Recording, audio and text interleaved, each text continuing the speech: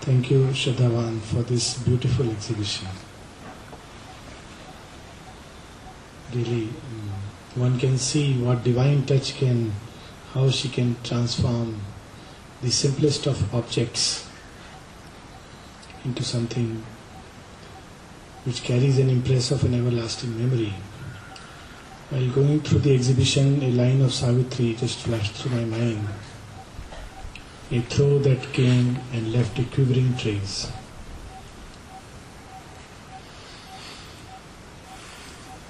Savitri, as we all know, is not an intellectual poetry. Our intellect is so much dependent on the data of the senses. But here there is no data of the senses and the sense mind. It is the result of a seeing from very high planes of consciousness. It is not just a seeing but an action, the result of an identification with the creatrix consciousness. It is knowledge and power of the highest kind. What senses can tell us all that Aurobindo describes and brings it so close to us? These are not images, but facts of inner experience. Very often, there is a tendency to interpret these in terms of images, but the truth is just the other way around. If we look at it from the other angle, we would say this physical world is a world of images, shadows and reflections from a reality that exists elsewhere in the beyond. The only difference is that the images that we see here are not perfect images. They are broken reflexes of an indivisible unity. This afternoon, we were reading one of the lines, someone read it out sitting on the dining room, about seas of self. It's quite natural that the human mind is likely to think that Aurobindo is describing it metaphorically. There we have seas on earth, and he is describing in a similar image seas of self. But the reality is the other way around. Seas of self exists, and these seas are nothing but a broken reflection of that. This physical world is an image and a symbol trying to translate a deeper reality and truth. This is the first thing that we learn from Savitri. The book of beginnings, which we just finished, is in a way a summary, a seed of everything else that is to come. The first canto gives us the backdrop, not just the physical backdrop, but the psychological and still deeper, the spiritual backdrop, not only of this story, but of the great epic of creation itself. And it reminds us that her touch is actually on every atom. There is a touch of benediction. Mother has this in one of her prayers, that a kiss of benediction is laid upon the struggling atom. So this is the first thing Aurobindo tells us as a backdrop. In the second canto, Aurobindo tells us about the issue. It's not just a story, but a divine event. An event of universal significance, a great drama which takes place in everybody's life. In us too, Satyavan is lost in the forest of ignorance. In us too, Savitri struggles to liberate it from the clutches of darkness, from the forest of human life. In us too, Ashupati labors with his power of tapasya to bring that love, that glory, that grace closer to us. In us too, there is Vimutsena, blind, fallen, forfeiting his kingdom. And this becomes not just the story of Savitri and Satyavan in far remote times, but the story of man, the story of creation. It is our story. And as long as there is even one blind soul struggling in ignorance, Savitri would remain relevant.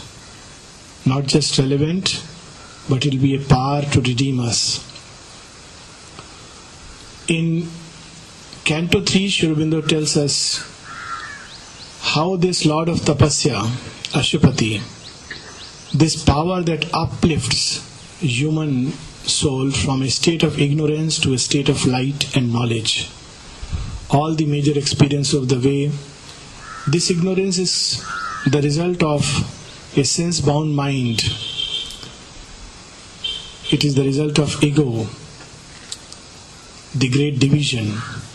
As the mind begins to be free from the clutches of the senses, from all that we see and hear and touch and believe it to be real, as it begins to be liberated, the whole range of experience broadens. A new kind of knowledge, a wide world knowledge, a new God knowledge begins to pour down in streams of inspirations, flashes of revelatory sight as intuition, and the human mind begins to change into something else than what it is right now, so much heavily dependent on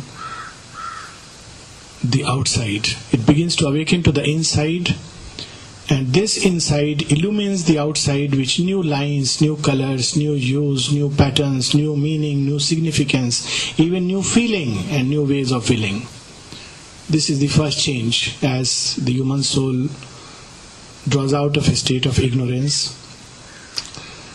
But Ashupati is not enough. He goes deeper into the heart of even these higher states, and he discovers the secret knowledge, the knowledge of the triune reality, the triple status of the one divine, and the three poises in which the one Purusha plays with one Prakriti: bound, witness, free, master and king.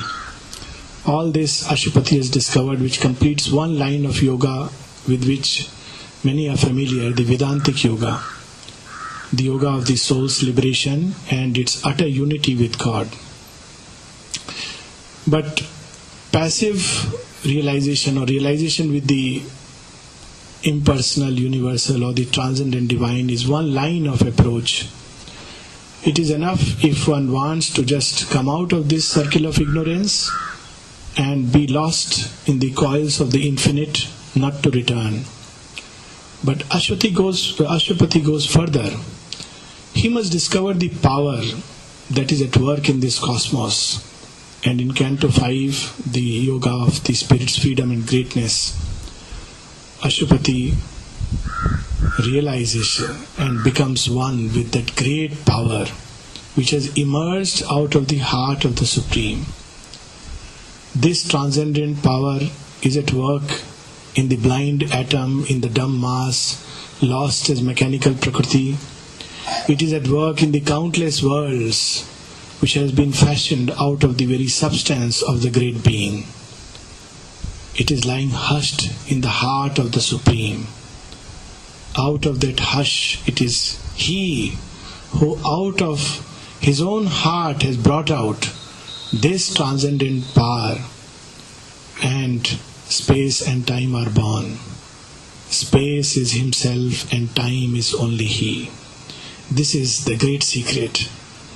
And it is such a hope and such a joy to know that He is all this that exists. And He is also all that does not yet exist. This is the beauty of this creation. In Book 2, which we just started, Ashupati reveals to us the secret of this creation. In the Gita it is spoken of as the Ashwath tree, the creation where the roots are above and the branches are below.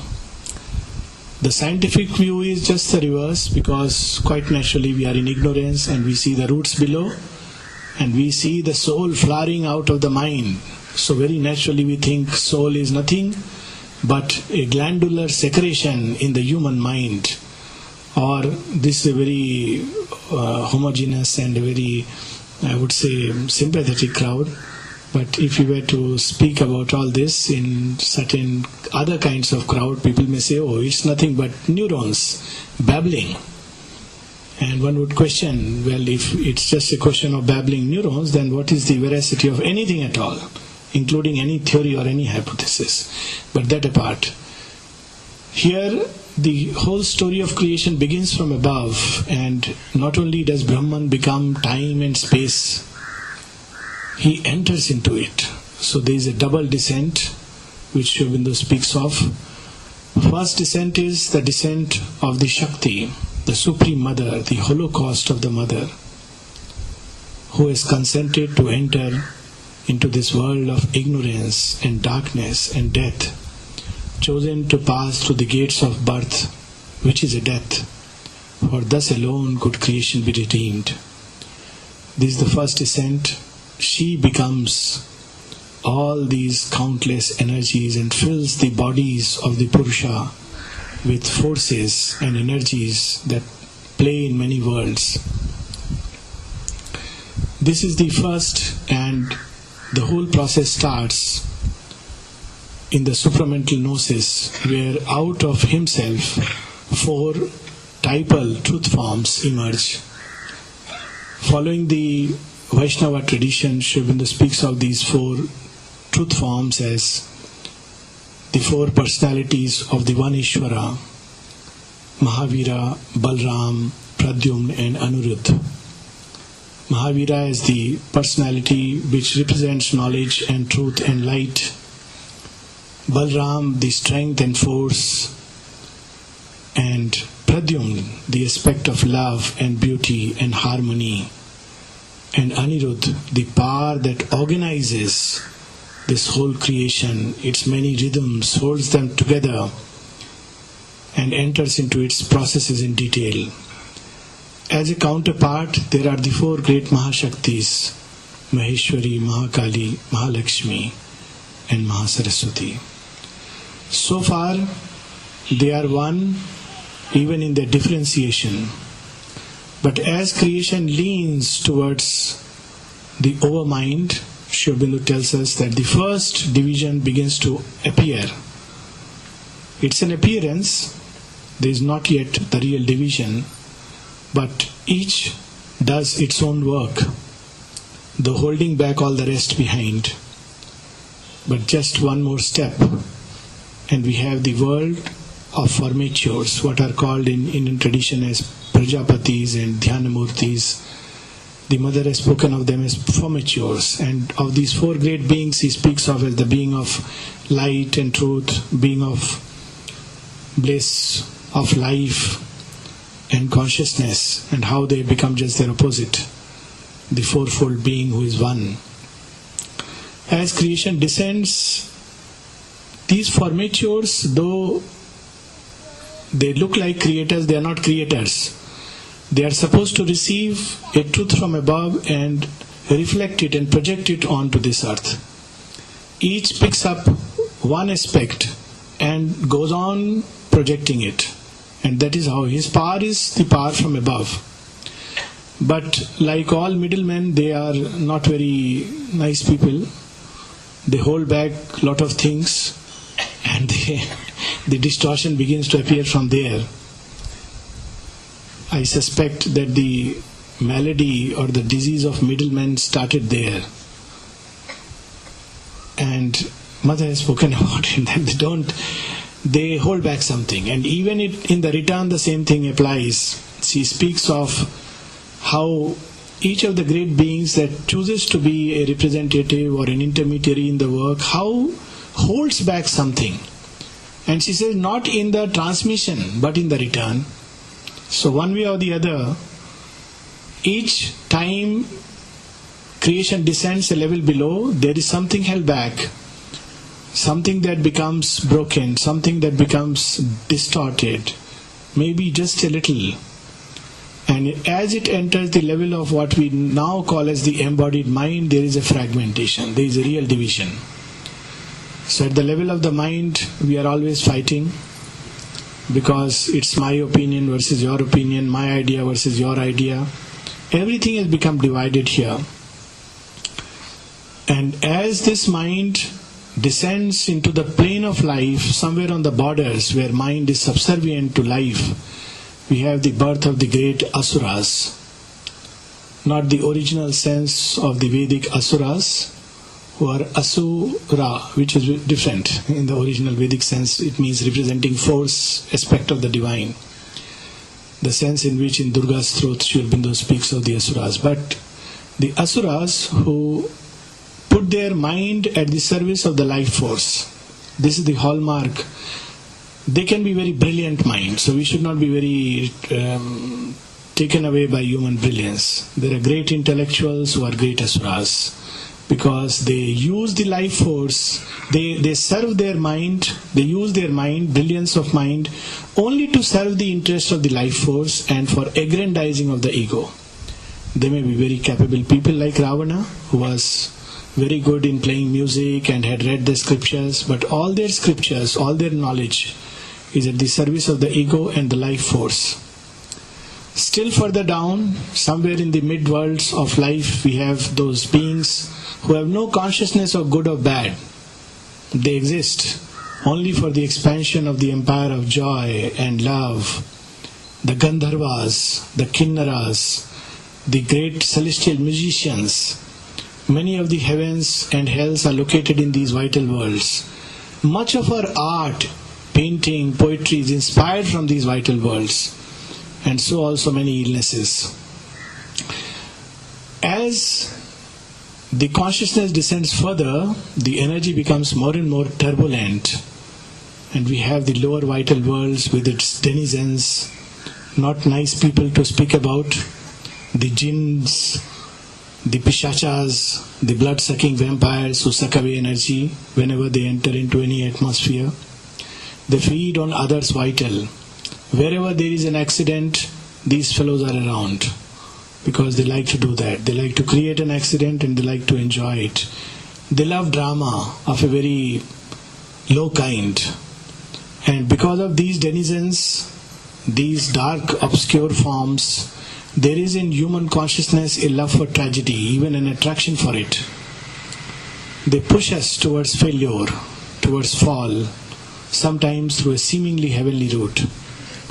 Still further, we have the plane which we read yesterday, a plane where perfect forms exist, forms of beauty, and its little beings, the fairies, the gnomes, the imps, the elves, the dwarfish creatures, who can be very nice and sweet and helpful.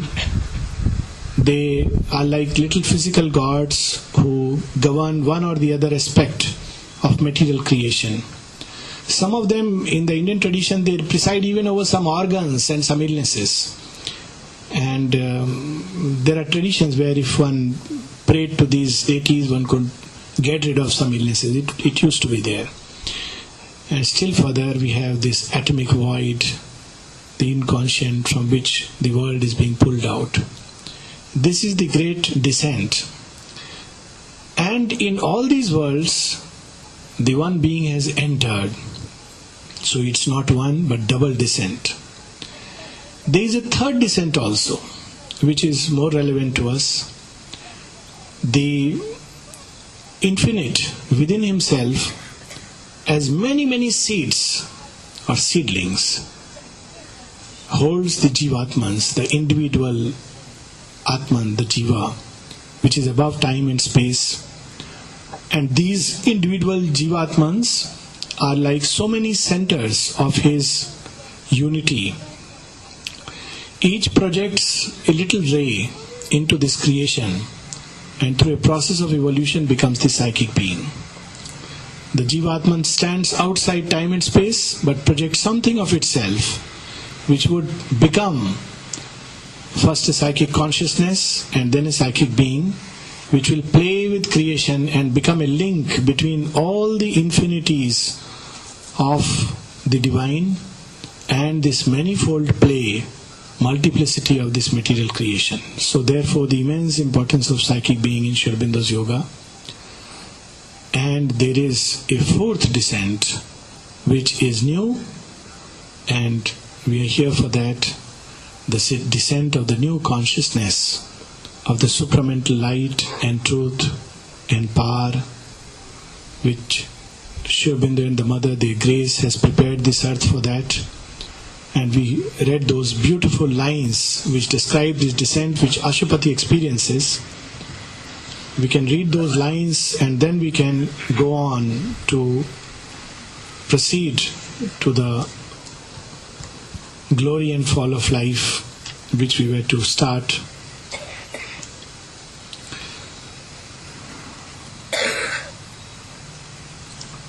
This descent happens to Ashupati as his soul, after rising out of a state of ignorance and having discovered the secret knowledge, yet aspires to bring down a greater world which he knows to exist. But he wants this world here, the superhuman form. This is on page 80-81, very powerful line. In a divine retreat from mortal thought, in a prodigious gesture of soul sight, his being towered into pathless heights, naked of its vesture of humanity. Human consciousness cannot reach there. Ashupati is now climbing to levels where no mortal consciousness is ever gone, not even dared. Page 80, the last 4 lines. As thus it rose to meet him bare and pure, a strong descent leaped down, a might, a flame, a beauty half visible with deathless eyes, a violent ecstasy, a sweetness dire, enveloped him with its stupendous limbs and penetrated nerve and heart and brain, that thrilled and fainted with the epiphany. What Sri Aurobindo has brought down is not easy for human consciousness to bear. Even one like Ashupati, Sri Aurobindo himself, as he is rising, prepared with so much tapasya, carrying within himself an aspiration that would call the very highest worlds down, even he, when he meets this descent, and what a descent it is, something worth living for, something worth dying for, 1,000 times being reborn for, a might, a flame, a beauty half visible with deathless eyes, a violent ecstasy, a sweetness dire, enveloped him with its stupendous limbs, and penetrated nerve and heart and brain, that thrilled and fainted with the epiphany. His nature shuddered in the unknown's grasp. It's not easy to receive the clasp of God. Every shred of ego is torn out. The mother says in one of her passages, "My child, you are so small, so small, so small. How will you receive the supermind?" One of the conditions he has put for receiving the supermind is to be completely free from the ego and for being equal in all conditions and circumstances. Equal to heat and cold, to the touches of pleasant and unpleasant, to ill repute and good repute, to ill fortune and good fortune, to this or that way of thinking and way of life. If we look at it, we would feel that maybe another 100 years we have to just prepare for ourselves for this. So all these schools which have sprung up all over the world, which are capitalizing out of the supermind in spiritual supermarkets, selling cakes of transformation for how many dollars, I don't know, or rupees, they are everywhere. And with some nice music and some virtual reality You are made to experience something of the supermind. Thank God the supermind doesn't come down like that. Mother says, my child, don't pull. Mostly you will end up pulling a vital being and think you are playing with God. And if at all that violent ecstasy comes down, you may suffer a breakdown. So first play football, go to the playground, go to the gymnasium, don't be all the time meditating. Prepare the body and brain and nerve. And then when we look at life from that view, we see all events of life and circumstances as such a beautiful preparation. When something good happens, it is a preparation. When something bad happens, it is a greater preparation. That's why the mother says that when you ask for a prayer and I say yes, it is a grace. When I say no, it is a greater grace. Heaven's wiser love rejects the mortal's prayer. For her rejections are not rejections, but only postponements. She never rejects, she postpones. And each postponement is a preparation for us. Many times people revolt and they say, oh, they think I am not fit. I am fit. God is not fit. He is not fit enough to accept me, who is, so great, so beautiful, so intelligent. What does he know? He is losing some very precious person.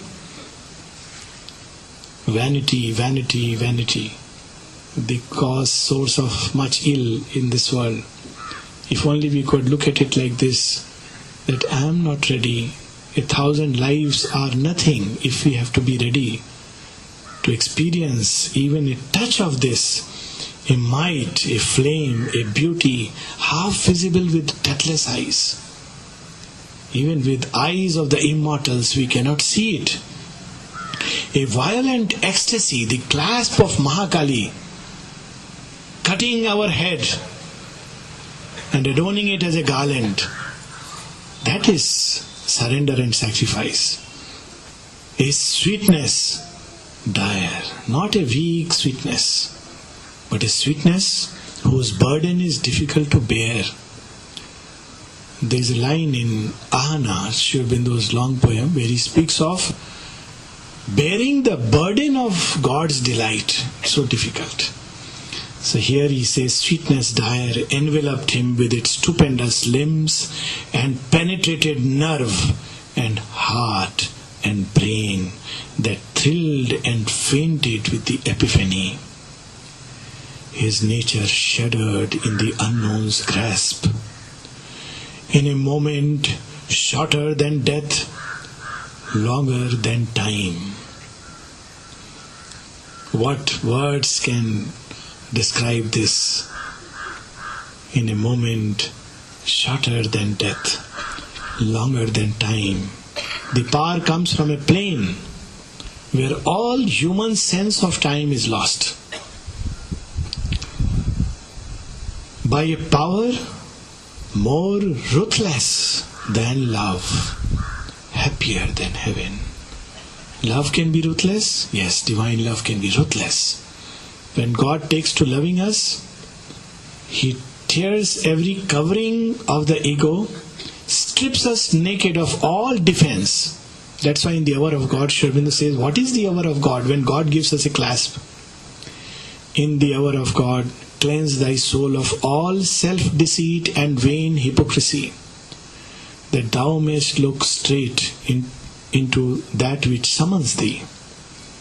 Each insincerity of nature, once a defense against the eye of the master and the light of the ideal, now becomes a gap in the armor and invites a blow. That touch makes us defenseless. It's love, but we don't experience it as love. We say, oh divine, you are so cruel, so torturing. We just saw that exhibition where it speaks of Chaldean legend, the flowers of divine love. What a sacrifice. To receive a drop of that love, one has to lose life. By a power more ruthless than love, happier than heaven, taken sovereignly into eternal arms, hailed and coerced by a stark absolute bliss, in a whirlwind circuit of delight and force, hurried into unimaginable depths, upborne into immeasurable heights. It was torn out from its mortality and underwent a new and boneless change. What happens with this transformation? In 2 or 3 lines, Aurobindo is summarizing it. An omniscient knowing without sight or thought. At the level of our humanity, we know things either by thought or by sight. It may be a higher sight. We'll see a vision or a revelation takes the form of a thought. But here the knowing is by identity. How do I know myself? So, in a knowing, an omniscient knowing without sight or thought, an indecipherable omnipotence. How it acts, how it works. It can use any instruments, all instruments, dispense with everything, and yet it is omnipotent. Indecipherable omnipotence. A mystic form that could contain the worlds, yet make one human breast its passionate shrine, drew him out of his seeking loneliness into the magnitudes of God's embrace. So this is the great transformation Ashwapati has experienced, and he is given now the charge of this creation. This bizarre kingdom now passed into his charge. All its powers and forces and energies and beings, he must set it right. This transformation which he is experiencing individually must be for all. That's what he will ask subsequently. That how can I be satisfied with my lonely days, mortal days? I who have looked upon thee, who have experienced this, I want it for entire humanity. And the mother would say, my spirit's liberty I ask for all.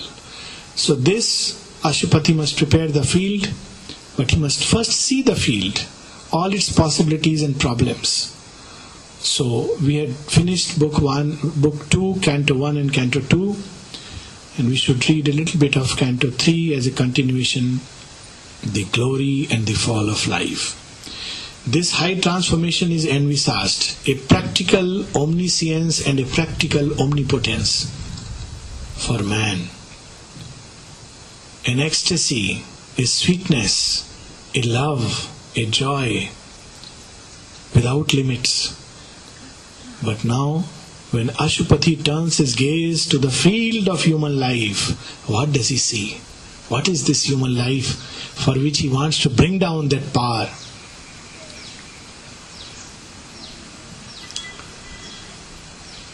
He crossed the limits of embodied mind.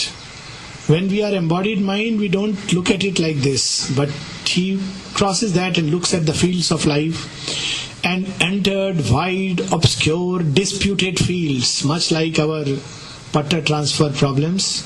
These are disputed fields. What belongs to whom we don't know. Where all was doubt and change and nothing sure. Now he is seeing where is he to bring this light, this consciousness. A world of search and toil without repose. We can recognize ourselves in it. As one who meets the face of the unknown, a questioner with none to give reply, attracted to a problem never solved, always uncertain of the ground he trod, always drawn onto an inconstant goal, he travelled through a land peopled by doubts. When we look at our own life, where is the certitude? We feel this is definite, next moment it changes. In the morning we take a resolution, in the evening we break it. One day we are convinced of something, the other day we are unconvinced.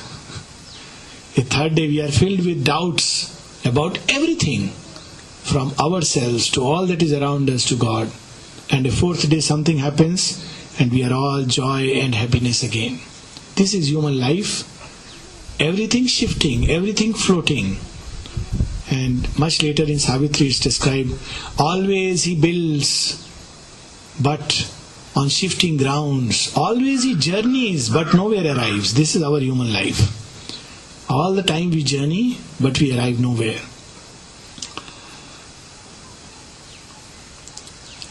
We can flip to the next page, 117. What is the law of life here? We all start with great dreams. And sometimes these dreams are nourished by some people, sometimes they are thwarted. But at the end of it, what happens? A huge inconsequence was our action's law. At the end we realize this is not what we really wanted. We are actually looking for something else. And we go on, and we build and rebuild and destroy and rebuild.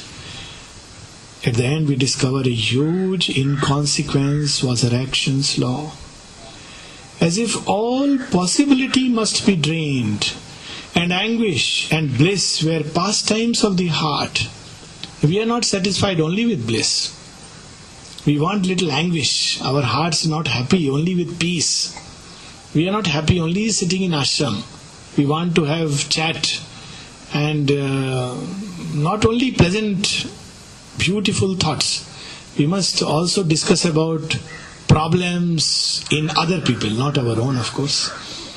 That is left to others to discover our problems. So we discuss somebody else's problems, somebody else discuss our problems, and that's our pastime, universal pastime. Aurobindo knows everything. In a gallop of thunderhood vicissitudes, she is swept through the race fields of circumstance. We are shaped by circumstance in this ignorance. This is not the truth of a life, of a deeper soul. But outwardly this how? We keep complaining of circumstance. Oh, this is good, this is bad, how can I do? And all our life, we only complain. And the mother would tell us, my child, never complain or grumble. When you complain, all kinds of forces enter into you. Of course, it's understood in brackets, adverse forces and wrong forces. Never complain. And she says, what do circumstances matter? What matters is the attitude we have towards them. But in our ordinary consciousness, our life is swept through the race fields of circumstance. We are shaped by circumstance. If we are in surroundings which are pleasant, we say, I am so happy, I am so lucky, God is so kind. If the circumstances are not very nice to our ego, we say God is very unkind. So we have that famous aphorism of Aurobindo, there goes Sir Philip Sidney, but by the grace of God. Meaning to say, he was a great statesman and orator. When seeing a criminal, his heart is full of compassion. Criminal is going to the gallows and he says, but for the grace of God, I could have been there. There goes Sir Philip Sidney, but for the grace of God. And then he says, wiser if he said, there goes Sir Philip Sidney, for the grace of God. Even when you go to the gallows, it's a grace of God. That is the consciousness we can enter.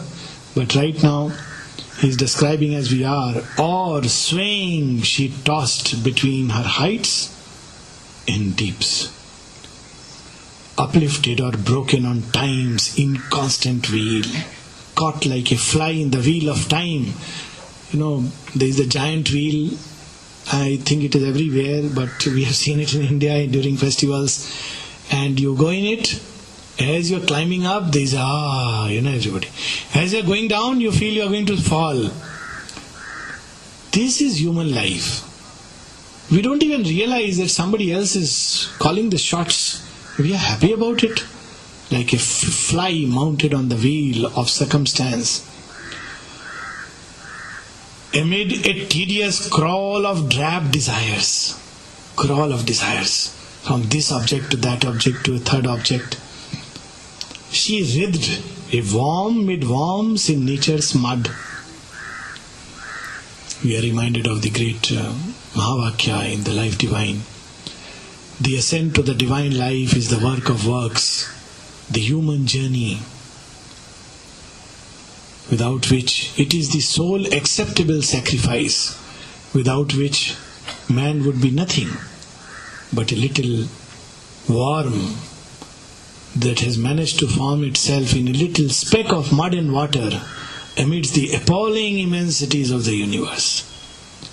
But the greatness in us is there still, that he'll tell us. Then Titan statured, took all earth for food. Doesn't matter whether it's a dinosaur size or it is the size of a worm. It is still that life crawling for drab desires. Ambition the seas for robe, for crown the stars, and shouting strode from peak to giant peak, clamoring for worlds to conquer and to rule. Then, wantonly enamored of sorrow's face, she plunged into the anguish of the depths, and, wallowing, clung to her own misery. Life is not satisfied with anything. Too much happiness it cannot bear. It must feel sad. Not only feel sad, it clings to its misery. This is the problem. When we are depressed, it's not just that we are depressed. We enjoy our depression. So nice we are depressed. After all, I can be depressed also. I am human.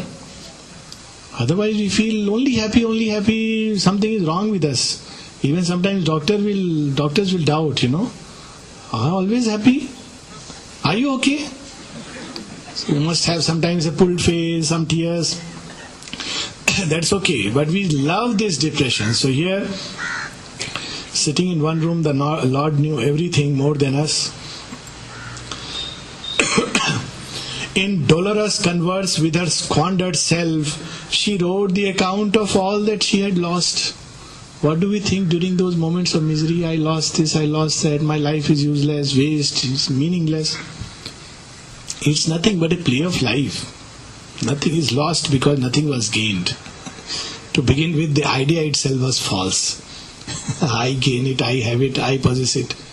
All belongs to God. When we live with that consciousness, what is gained and what is lost. But life feels like that. Or sat with grief as with an innocent friend. Must have a glass of beer in hand, and grief must sit on the one side and depression on the other side, and we must recount to each other our tale of woes and feel happy that my grief is little less than yours. And sometimes there is a competition there. If I am less unhappy, I am not happy about it. Oh, what do you say? Your unhappiness is nothing. I'll tell you what I have gone through in life. There is a great competition, Like sometimes people make a show of their guilt. I have confessed so many guilts. Oh, only these many? You don't know how many I have committed sins and confessed them. So, this is human life. A romp of violent raptures soon was spent. Clubs, parties, all this. Violent raptures. Thrills to the flesh, spent too soon. Or she lingered, tied to an inadequate joy, half happy, half sad. Missing the turns of fate, missing life's goal. And while one was clutching on to these inadequate things, so many times God came, knocked at the door. Come with me, come with me. There is a beautiful poem of Aurobindo, The Dream Boat, in which he describes the state. Who was it that came to me in a boat made of dream fire, with a sun-gold body and his bright brows? Melted was the silence into a sweet, secret whisper.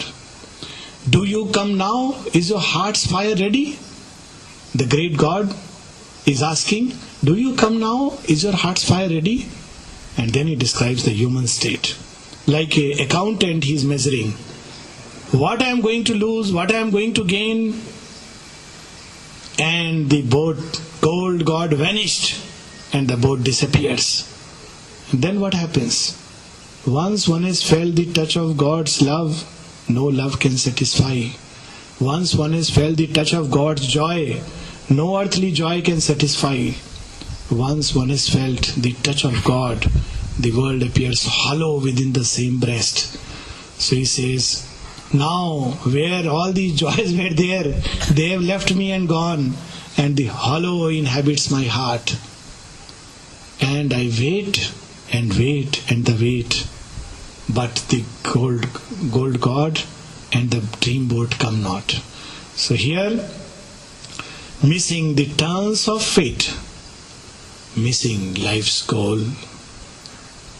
A scene was planned for all our numberless moods, where each could be the law and way of life, but none could offer a pure felicity. It's amazing, when we live in the life world and we are driven by the vital, we don't even realize it. And it can be really amazing. Just a few days back, I have a mail from a student, very bright student, very open to something beautiful, just about 19, psychology student. And she writes, there is this girl whom I very fond of, and I tell her that, why do you spend your life drinking and doing all this? There is a better way to live and all this. But now I begin to feel, now she doesn't realize, how companies and interchanges, how they can affect. I begin to feel, maybe I should also drink before I can tell her with certainty. A scene was planned for all our moods, as if by that standard every doctor must experience heart attack. And for me the situation will be very difficult. Being a psychiatrist, I must experience every malady of the mind. So this is a perverse logic, but life gives this logic. Who knows, we have already gone through it in past. We don't have to go through everything in every life, We don't have to taste mire and say, oh, it's very bad in taste. But human life is like that. The vital, the most is like that. A spirit of herself and aim unsure. The vital is never sure. Tired soon of too much joy and happiness, she needs the spur of pleasure and of pain, and the native taste of suffering and unrest. We are restless because of peace. Earlier, Aurobindo describes why the spirit is pulled back from the unwilling gulfs. Our restless nether members tire of peace. We don't want peace, we want restlessness. She strains for an end that never can she win. A perverse savor haunts her thirsting lips. Oh, this is there already. Perverse savor.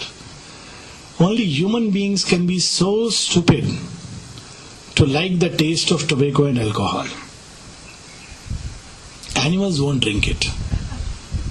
Mother describes this story that when a monkey was given alcohol, it immediately threw it because it's so horrible in taste, and tobacco so horrible in smell and everything. But human beings have some perverse savor. What kind of life we have drawn into ourselves? A perverse savor haunts her thirsting lips. People go for walk miles to find, a glass of drink and, cigarette. For the grief she weeps, which came from her own choice. One chooses, then one suffers, and one weeps. This is human life. We choose, we suffer, we weep. But sometimes we do worse things like blaming someone else. So here he's saying, for the grief she weeps that which came from her own choice, for the pleasure yearns that racked with wounds her breast. How many wounds human conscience endures through all the things that it tastes, and yet we want more. Maybe this time, maybe this one, maybe this is going to be really good. Where is that perfection in the human scheme? And yet we seek for the pleasure that racked with wounds her breast. Aspiring to heaven, she turns her steps towards hell. There are people who have gone back from Pondicherry. So ask them, what did you do? Did you go to ashram? Ashram? Is ashram also there? So what did you do? We went to rendezvous. What else did you? You didn't go to dining room? Dining room? What dining room? What did you do? We had nice wine. Pondicherry is famous for wines. We come so close and we go so far. So here, aspiring, something in the person's soul, I really believe, brought the person so close. Aspiring to heaven.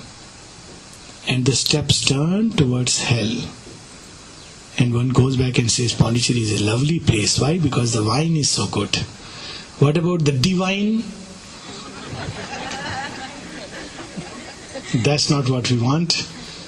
Chance he has chosen and danger her playfellows. God's protection we don't want. Mother says, one of the places, my child, you are really going out of my protection again and again. To someone very close to her. We don't want that. We want to have some danger, some fun. Fate's dreadful swing she has taken for cradle and seat. One can envisage all the fast turning motorcycles, cradle and seat. Aurobindo in his description is so perfect that one can see the whole thing.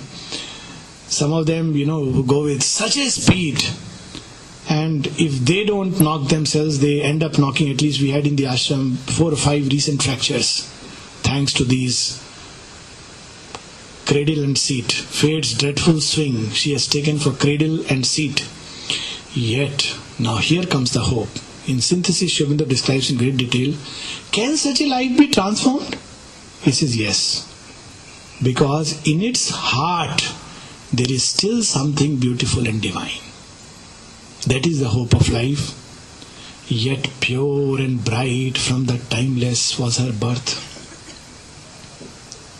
That's why when we live in the world of life or by the world of life, something in us still feels a little bit of that memory still lingers in our heart. That joy we have lost behind. That carefree laughter of the gods. The sense of an absolute power. What drives the reckless youth? Self-confident, self-assured. But the memory in life that nothing can happen to me. I am all capable. So here, Aurobindo sees that. Yet pure and bright from the timeless was her birth. A lost world rapture lingers in her eyes. That's why when we see these adolescents where life force is at its peak, they don't worry about anything. Careless laughter. Her moods are faces of the infinite. Beauty and happiness are her native right, and endless bliss is her eternal home.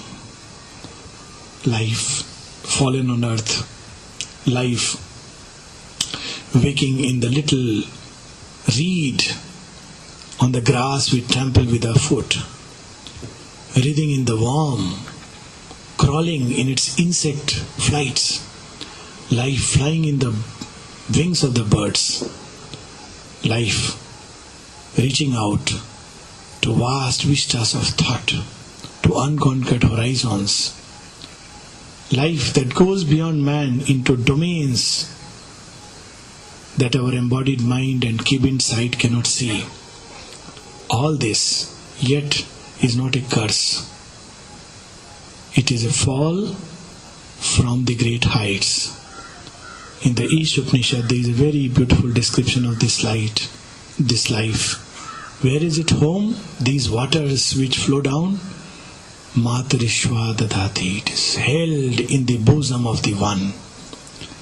Life is one of the aspects of the divine which comes from its home of bliss. And even in its warm like food, even in pleasure and pain, it carries some memory of that delight. That's why human beings seek delight naturally.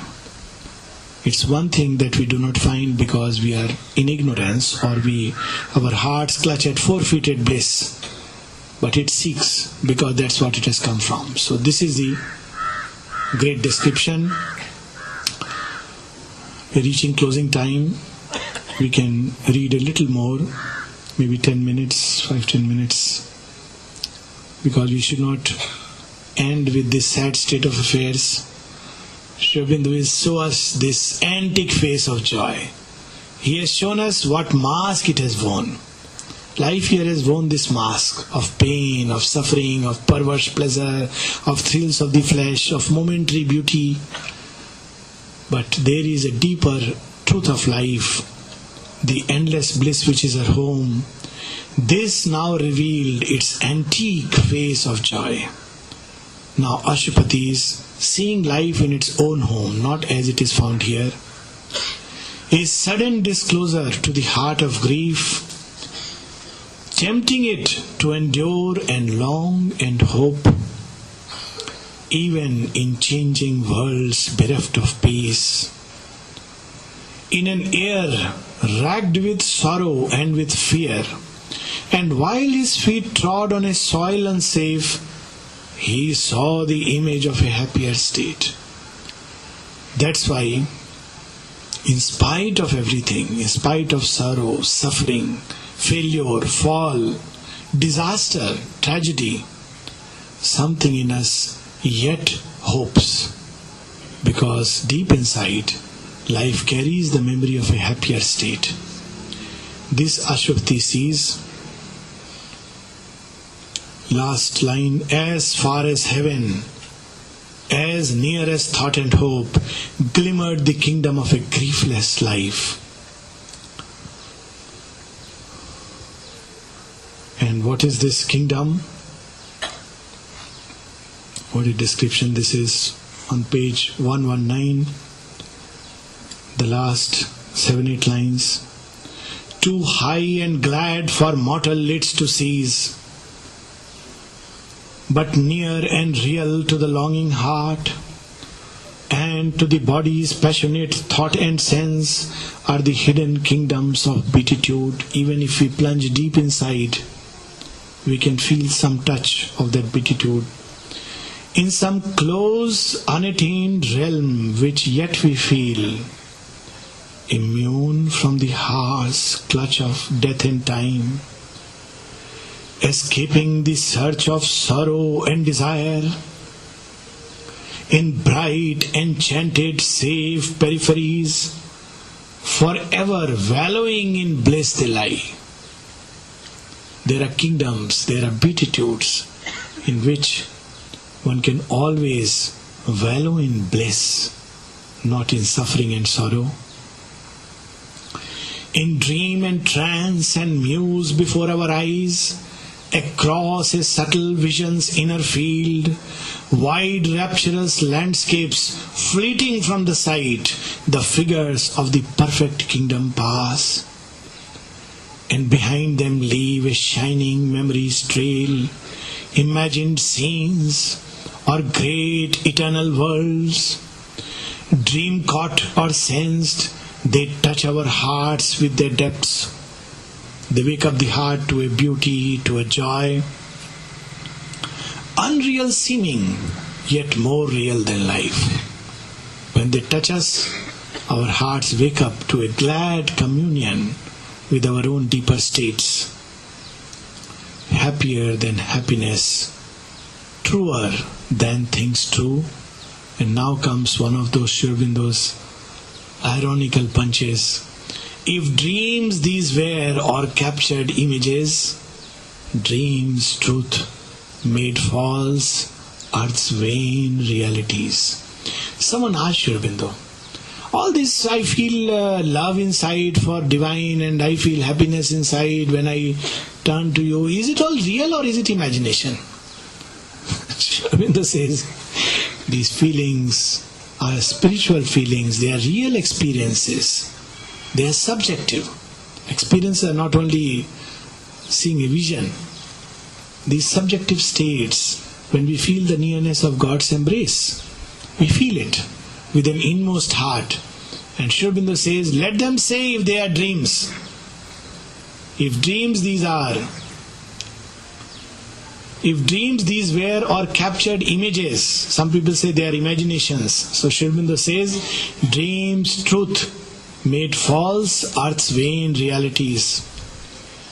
In a swift eternal moment, fixed there live, or ever recalled, come back to longing eyes. Once we have touched that state, we can call it back. So it's not just imagination. And what are these worlds? Calm heavens of imperishable light, illumined continents of violet peace, oceans and rivers of the mirth of God,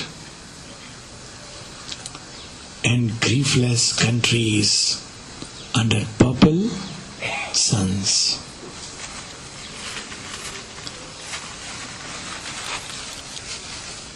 We will close here,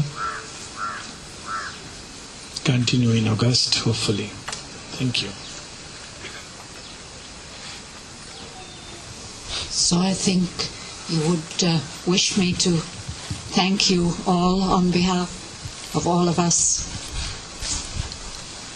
for the days you have spent together in Pondi and for this wonderful hour we could have together. Thank you very much, Dr. Alok. A little memento of the occasion.